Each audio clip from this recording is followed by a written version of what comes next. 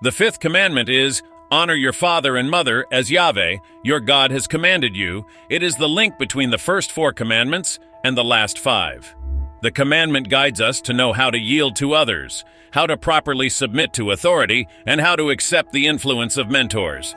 The commandment is important for human civilization as it teaches the fundamentals of respect and honor.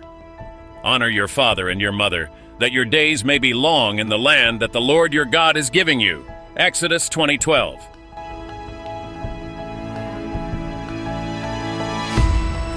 Many people read that part of the verse as a reward, but while it may be regarded as a reward, the fact remains that it is a reason. If you build a society in which children honor their parents, your society will long survive. And the corollary is, a society in which children do not honor their parents is doomed to self-destruction. In our time, this connection between honoring parents and maintaining civilization is not widely recognized. On the contrary, many of the best educated parents do not believe that their children need to show them honor, since honoring implies an authority figure. And that is a status many modern parents reject. In addition, many parents seek to be loved, not honored by their children. Yet neither the 10 Commandments nor the Bible elsewhere specifically commands us to love our parents. This is particularly striking, given that the Bible commands us to love our neighbor, to love God, and to love the stranger. The Bible understands that there will always be individuals who, for whatever reason, do not love a parent. Therefore, it does not demand what may be psychologically or emotionally impossible, but it does demand that we show honor to our parents, which should automatically translate to love.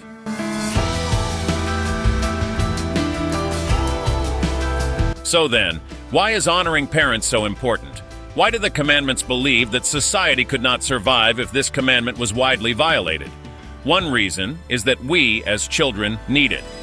Parents may want to be honored, and they should want to be, but children need to honor parents.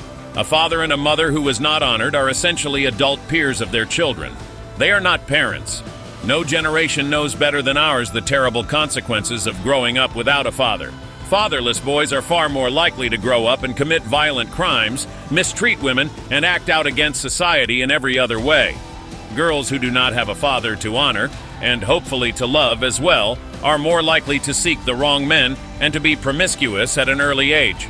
Second, honoring parents is how nearly all of us come to recognize that there was a moral authority above us to whom we are morally accountable. And without this, we cannot create or maintain a moral society. Of course, for the 10 Commandments, the ultimate moral authority is God, who is higher than even our parents. But it is exceedingly difficult to come to honor God without having had a parent, especially a father, to honor. Sigmund Freud, the father of psychiatry and an atheist, theorized that one's attitude towards one's father largely shaped one's attitude toward God.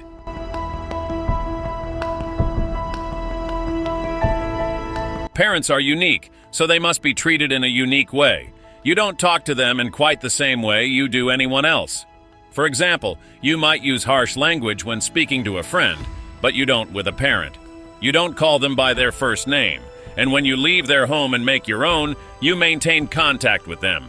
Having no contact with parents is the opposite of honoring them. And yes, we all recognize that some parents have behaved so cruelly, and I mean cruelly, not annoyingly, that one finds it almost impossible to honor them. There are such cases, but they are rare, when we simply have to honor bad parents as unto the Lord.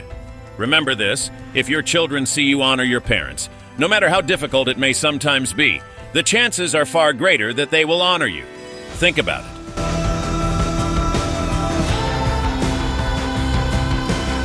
Learning to obey this commandment helps children establish a lifetime pattern of respecting proper rules, traditions, principles, and laws.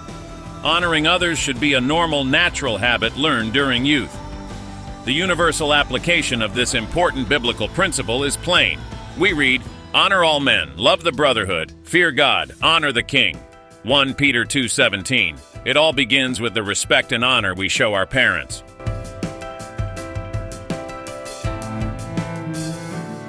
God places the primary responsibility for teaching children the basic principles of life directly on the shoulders of parents.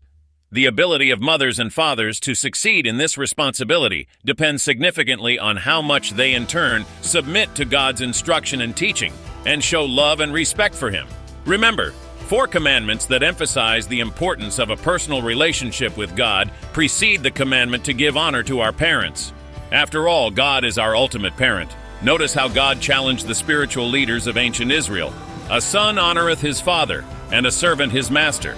If then I be a father, where is mine honor? And if I be a master, where is my fear? Malachi 1:6. As our Creator, God is the Father of us all. We who are parents should first think of ourselves as children, as in the children of God.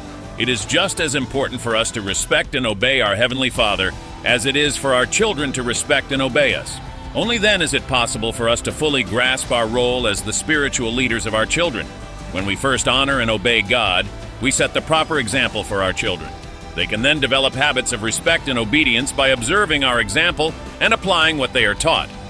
Children internalize beliefs and behaviors best if they see a strong continuity between the example and the instruction of their parents and teachers.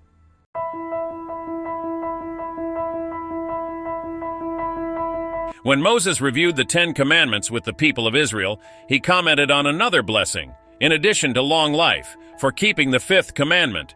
Honor your father and your mother as the Lord your God has commanded you, that your days may be prolonged and that it may go well with you, in the land which the Lord your God giveth you. Deuteronomy 5:16.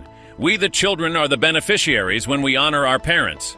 This is the commandment with the wonderful promise that life will go better for us if we simply obey it. Families are the building blocks of societies. Strong families build strong societies and nations. When families are fractured and flawed, the sad results are tragic and reflected in newspaper headlines every day. Any individual or group, including whole nations, that understands the importance of strong families reaps the reward of an improved relationship with and blessings from God.